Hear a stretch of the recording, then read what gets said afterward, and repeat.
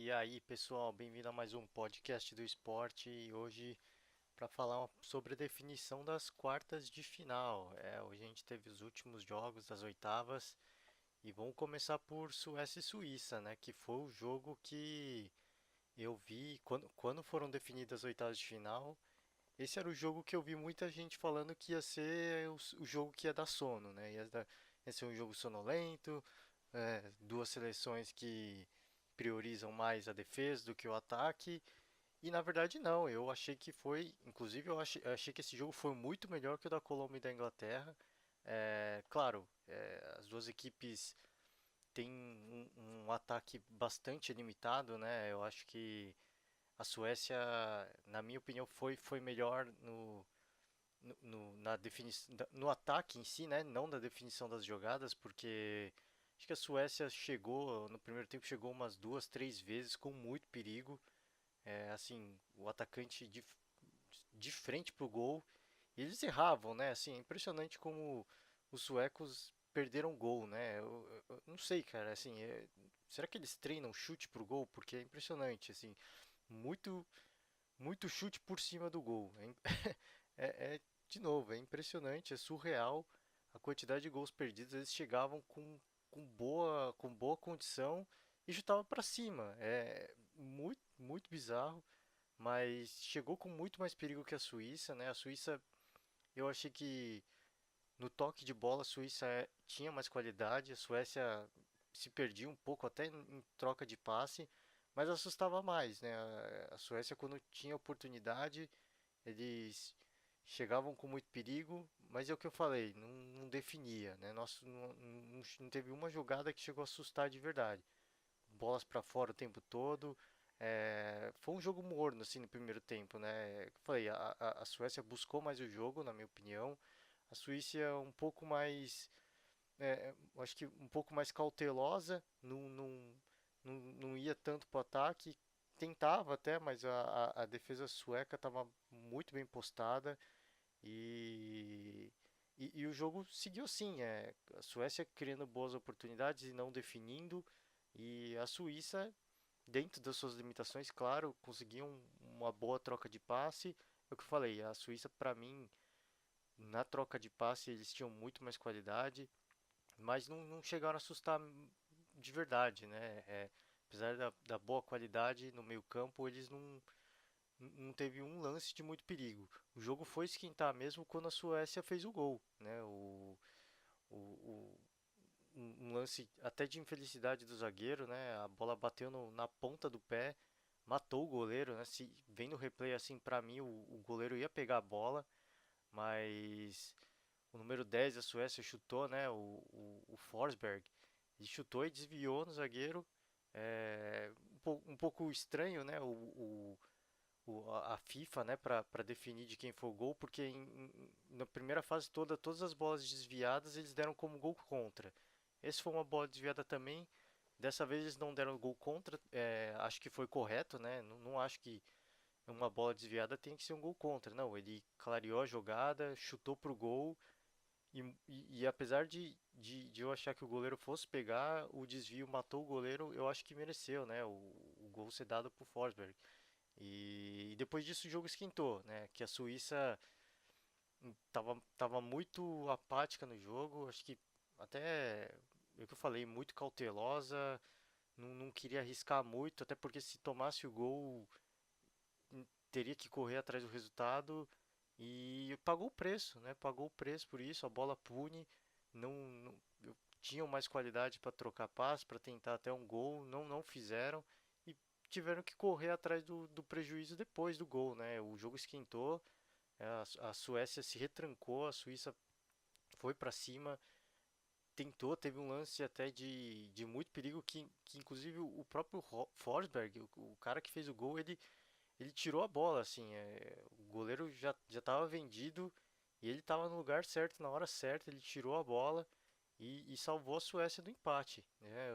A Suécia no finalzinho do jogo ainda teve quase um pênalti, né? Teve uma falta ali, o juiz chegou a marcar pênalti, mas voltou atrás, a Suíça teve um expulso, mas foi o último lance do jogo, não teve gol. E eu acho que acho que foi premiada a seleção que buscou mais o jogo, né? Bem, a Suécia um pouco, eles são um pouco destrambelhados, né? Para trocar o passe, para criar jogada, principalmente para concluir, assim, muitas finalizações para fora, umas 4, 5, assim, chances claras que assim, se a gente pegar uma seleção como a França, como o Brasil, eles teriam definido o gol, teriam feito dois, três gols. E não, eles, nossa, assim, uns erros bizarros, né? E por isso que eu tava até comentando, será que eles não treinam chute para gol? Porque é impressionante. Mas buscaram mais o jogo, na minha opinião, tiveram mais vontade, né, de buscar o resultado do que a Suíça. A Suíça estava muito apática, foi decidir jogar mesmo depois do gol. E aí o prejuízo estava feito, porque a Suécia, a gente já viu que é uma seleção com um sistema defensivo muito sólido. Apesar de que a Suíça teve boas chances, né, teve um gol que o Forsberg salvou, então, sim, criaram, mas não conseguiram, né? Não deu. A defesa da Suécia tem muita qualidade. Se o ataque peca, a defesa não peca, né? Cortando chute no momento certo, tirando a bola no momento certo. Então, acho que mereceu. Foram premiados porque quiseram buscar, quiseram se classificar mais que a Suíça. E, e não foi um jogo sonolento não, como muita gente estava prevendo que ia ser. Tudo bem, eu acho que faltou um pouco de qualidade, mas foi um jogo bom, foi um jogo muito interessante. E foi totalmente diferente do segundo jogo do dia, né? A Colômbia e Inglaterra, a gente tinha uma expectativa de ser um jogão. A classificação foi definida nos pênaltis, né? Terminou em 1-1 no tempo normal. E foi um jogo, cara, foi um jogo assim bem, bem chatinho, viu? Porque a Colômbia começou totalmente na defensiva, jogou sem o Rames Rodrigues, então o sistema de criação da Colômbia estava um pouco comprometido mesmo, mas o Pekerman, o técnico, eu acho que ele focou mesmo na defesa. Ele queria buscar um contra-ataque para matar, acho que para matar o jogo num contra-ataque que não aconteceu. Em nenhum momento a Colômbia teve boa condição de contra-atacar. É, a Inglaterra teve mais posse de bola. Eu acho que foi a seleção que mais assustou assim. Não chegou de forma efetiva ao gol, não teve nenhuma chance clara de gol, mas eles tinham posse de bola, tentavam criar, ficava um pouco de tensão, né? Que a gente achava que o gol fosse sair a qualquer momento, mas não aconteceu. E o contra-ataque da Colômbia também não aconteceu, né? A Inglaterra se defendia muito bem, né? Eles têm um bom volume do meio campo para frente e eles se recompõem muito rápido. Então, a Colômbia, quando tentava o contra-ataque, eles voltavam muito rápido e não conseguiam definir a jogada, né? Então, a Colômbia, o jogo inteiro não teve nenhuma grande oportunidade, na minha opinião, no primeiro tempo, né, no caso, né? O segundo tempo a coisa mudou, né? Teve um pênalti pro Harry Kane, pra Inglaterra, né? Que o Harry Kane mandou pro gol e o jogo começou a esquentar, né? À medida que o tempo foi passando, a Inglaterra, claro, começou, acho que até com medo de tomar um contra-ataque, né? No lance de azar, eles começaram a recuar um pouco mais, foram dando mais espaço para a Colômbia. A Colômbia foi ganhando espaço, né? Foi ganhando volume e e foi tentando, né? Não acontecia nada, é o que eu falei, a defesa da Inglaterra estava muito bem postada, até que no finalzinho do jogo, nos acréscimos já do segundo tempo, a Colômbia conseguiu um escanteio.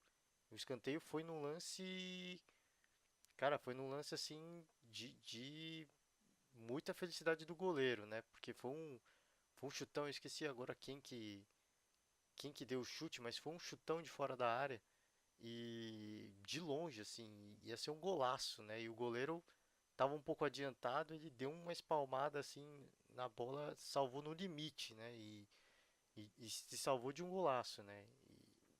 E esse lance deu escanteio que o Mina empatou o jogo, né? O Mina mostrou 3 estrelas, né? Era o terceiro jogo fazendo gol, empatou e naquele momento eu achei que a Colômbia fosse de fato ganhar o jogo, né? Eu achei que a Inglaterra no primeiro tempo da prorrogação mostrou que sentiu o golpe, né? Eles estavam um pouquinho acuado. A Colômbia de novo tentou, né? Tava com mais volume, mas não chegava com perigo algum, né? O segundo tempo da prorrogação a coisa mudou. A Inglaterra pareceu que se recuperou, ganhou mais volume, tentou ir para cima, mas também não chegou a assustar. O jogo foi para os pênaltis, eu acho que ficou de bom tamanho os pênaltis e a Inglaterra levou, né? Opa, pessoal, tive um problema aqui no microfone. Então, eu tava comentando dos pênaltis. Acho que o pênalti ficou de bom tamanho pelo geral do jogo. Nas cobranças, o Ospina chegou a defender a terceira cobrança da Inglaterra. Na sequência, a Colômbia perdeu, né? Um chute na trave. A sequência, né, da Colômbia também, o goleirão da Inglaterra pegou.